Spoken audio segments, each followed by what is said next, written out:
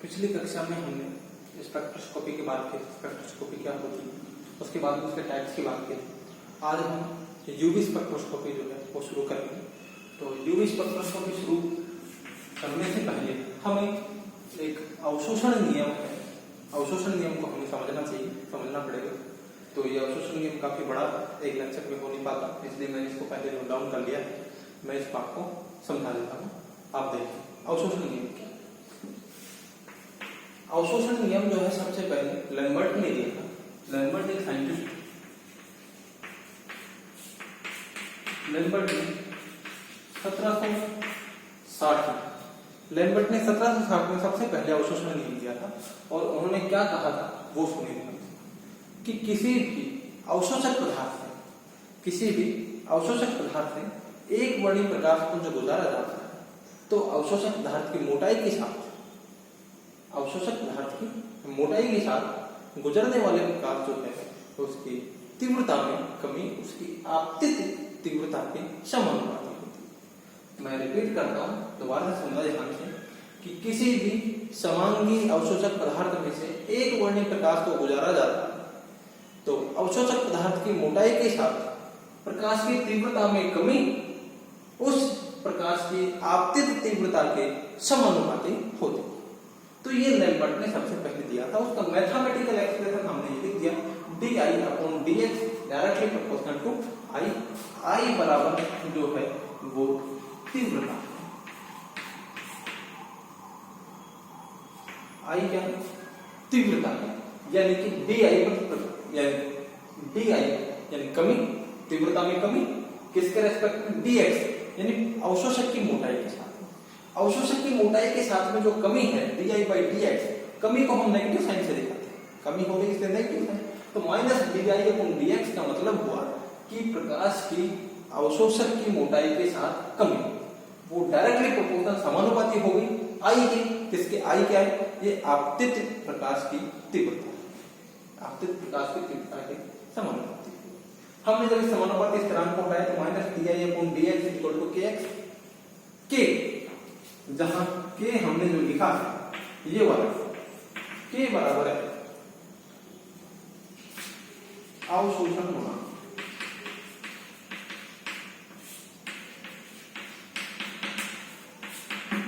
अभी हमने समानुपाती स्थिरांक को उठाया तो उसके समानुपाती के चिन्ह को उठाया तो स्थिरांक आ गया, वो स्थिरांक के क्या है? अब चूंकि अवशोषण से संबंधित बात हो रही इसलिए ये है अवशोषण गुणांक।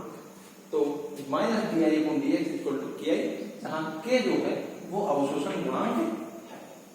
चलिए आगे देखते हैं। हम इस i को इधर लेंगे और dx को इधर लेंगे तो di/dx equal to minus k dx, negative sign को हम इधर लेंगे और dx को इधर लेंगे और i को इधर ले, तो माइनस का साइन उधर चला गया तो di/i is equal to minus k dx। अब हम इस समीकरण का क्या करते हैं? समाकलन करते हैं। तो समाकलन करेंगे तो से समाकलन का चिन्ह है तो di/dx is equal to minus k dx, दोनों तरफ से समाकलन किया। अब समाकलन करेंगे तो इस पे लिमिट लगाएंगे। अब लिमिट जो है वो क्या लगाएंगे? i नोड और i। ये i नोड क्या है? ये आपतित किरण, आपतित किरण की तीव्रता है, जो किरण हमने किसी पदार्थ में से, अवशोषक पदार्थ में से गुजारी थी, उससे गुजरने से पहले जो उसकी तीव्रता थी वो, और i उस अवशोषक पदार्थ से निकलने के बाद जो किरण है, पारगत किरण, उसकी तीव्रता वो i। यानी प्रारंभिक से अंतिम तक हमने क्या किया? इसका समाकलन किया। और इधर भी हमने इसका dx का समाकलन प्रारंभिक यानी 0 से और अंतिम यानी x तक किया। प्रारंभिक से अंतिम तक इसका क्या किया? समाकलन किया। तो इस समीकरण का समाकलन करने पर आया ln i/i0 बराबर माइनस kx। इसका समाकलन करने से हम वो प्राप्त हो। ये समाकलन का नियम है, समाकलन के नियमों के आधार पर ये मान आता है। तो अब हम इस ln को इधर लेके जाएंगे, इस ln को इधर ले जाएंगे तो इस ln को इधर लेके जाएंगे तो ये i/i0 बराबर 1/ln माइनस kx हो जाएगा। तो 1/ln को एक्सपोनेंशियल कहते हैं। क्या कहते हैं? एक्सपोनेंशियल कहते हैं। तो i/i0 इज इक्वल टू हो जाएगा exponential minus kx, is equal to क्या हो जाएगा? एक्सपोनेंशियल माइनस kx, क्योंकि इस ln को इधर लेंगे तो ये क्या हो जाएगा? 1/ln हो जाएगा। मैं यहां लिख के बता देता हूं आपको, I naught equal to minus 1 upon ln और ये माइनस kx, ये हो जाएगा। अब इस 1 अपॉन ln को कहते हैं एक्सपोनेंशियल, और एक्सपोनेंशियल के कोई भी आगे जो चीज होती है वो ऊपर लिखी जाती है। तो i upon i naught equal to हो गया एक्सपोनेंशियल माइनस kx। तो इस आई नोट को उधर ले जाएंगे तो i बराबर हो जाएगा आई नोट एक्सपोनेंशियल माइनस kx। ये नियम जो है ये लैम्बर्ट ने दिया था, और उन्होंने क्या कहा था कि किसी भी अवशोषक पदार्थ से प्रकाश की पुंज गुजारी जाती है तो अवशोषक पदार्थ की मोटाई के साथ प्रकाश की तीव्रता में कोई कमी उसकी आपतित तीव्रता के समानुपाती होती है। उसके बाद ये नियम देने के बाद में सालों साल चलता रहा। उसके बाद में सन 1852 में एक साइंटिस्ट आए बियर, और उसने इस नियम को संशोधित किया और फिर ये कहलाया बियर एवं लैम्बर्ट नियम।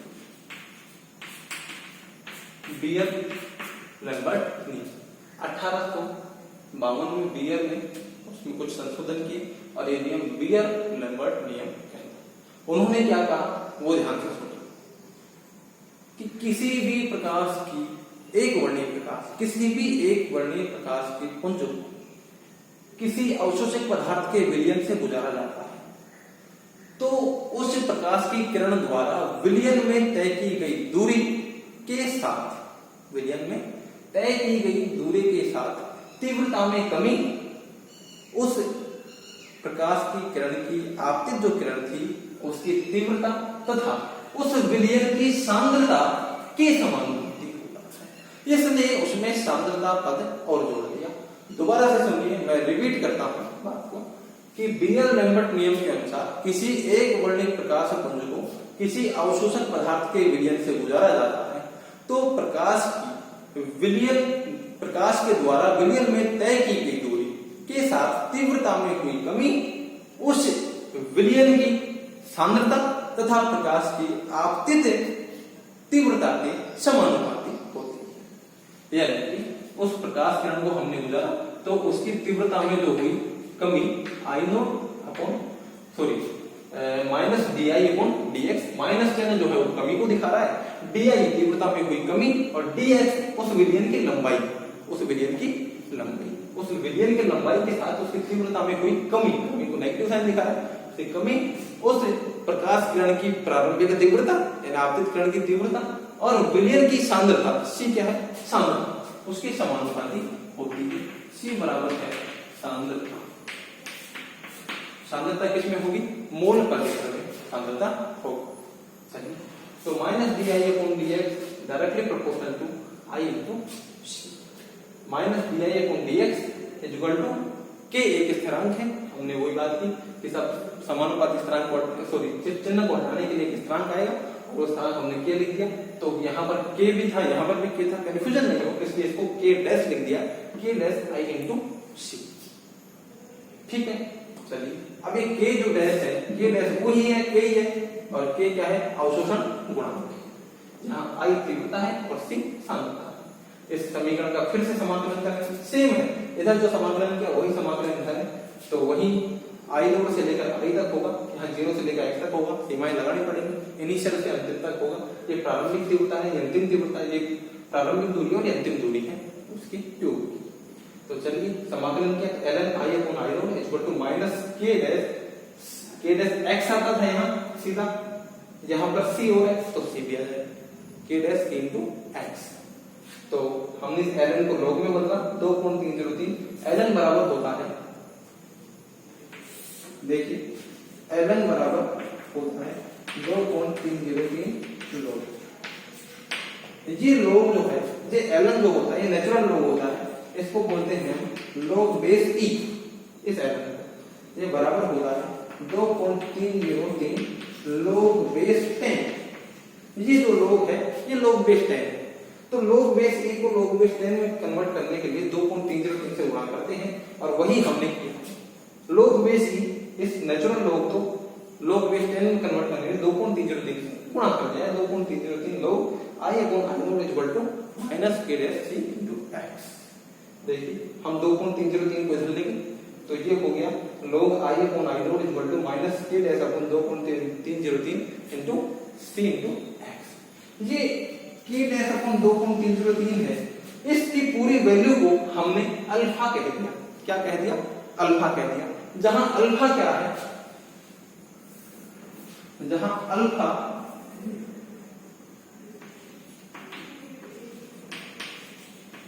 मोलर अवशोषण गुणांक है। इसको मोलर अवशोषण गुणांक पे मोलर विलोप गुणांक दोनों ही कहते हैं। तो मोलर अवशोषण गुणांक है अल्फा, इसको एप्सिलॉन भी कहते हैं। एप्सिलॉन, इसको एप्सिलॉन भी कहते हैं, अल्फा भी कहते हैं। तो इस पूरे मान को k डैश और 2.303 के डिवाइडेशन के मान को जो है वो अल्फा कह दिया या एप्सिलॉन कह दिया, जिसको हम मोलर अवशोषण गुणांक कहते हैं। और इस पूरी वैल्यू को इसको कह दिया है a, इसको क्या कह दिया? a, इसको a से रिप्रेजेंट किया है। जहां a है, a बराबर है अवशोषण, जहां a क्या है? अवशोषणांक है, एब्जॉर्प्शन अवशोषणांक है, यानी कि जो अवशोषण फॉर्मूला है वो। तो a इक्वल टू किसके बराबर हो गया? इसके log I अपॉन I बराबर, इसको पूरे को हमने एप्सिलॉन कह दिया, तो इसको पूरे को एप्सिलॉन कहते हैं, epsilon c into x। x क्या है? जिस ट्यूब से हम पदार्थ, जिस ट्यूब में हमने जो है पदार्थ भर रखा है, पदार्थ का विलयन भर रखा है, उस ट्यूब की लंबाई है x, तो उस लंबाई को हमने l कह दिया। x बराबर l, और l क्या है? ये लंबाई है।